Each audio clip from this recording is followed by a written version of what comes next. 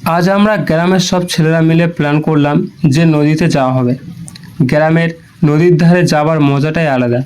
চারিদিকে খোলা আকাশ, নদীর শীতল বাতাস আর ওপারে থাকা সবুজ গাছপালা।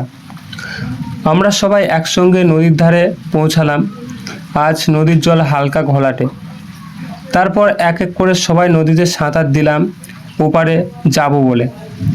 হ্যাঁ, তবে একটু আমাদের ভয় করছিল, কারণ শুনেছি যে অন্যান্য নদীতে কুমির দেখা গেছে। দেখতে দেখতে সবাই সাঁতার দিয়ে ওপারে চলে গেছে। তারপর সবাই জঙ্গলে প্রবেশ করলো। ওপারে ফোন নিয়ে যাওয়ার মতো কোনো উপায় ছিল না, তাই ভিডিওটা এপার থেকেই করেছে। যদিও খুব একটা ভালো বোঝা যাচ্ছিল না। আমরা আগে একবার ওই জঙ্গলে গিয়েছিলাম, সেখানে দেখার মতো কিছুই ছিল না, তবে ছিল চারিদিকে ঘন গাছপালা আর পাখির ডাক। পরিবেশটা ছিল খুব শান্ত আর সুন্দর।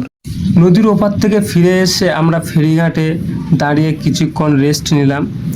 তারপর আবার শুরু করলাম লম্ফঝম্প, মানে জেটিঘাট থেকে সব লাফ দিতে থাকলো নদীতে। আবার কেউ কেউ নদীর জলে বসে গল্প করছিল।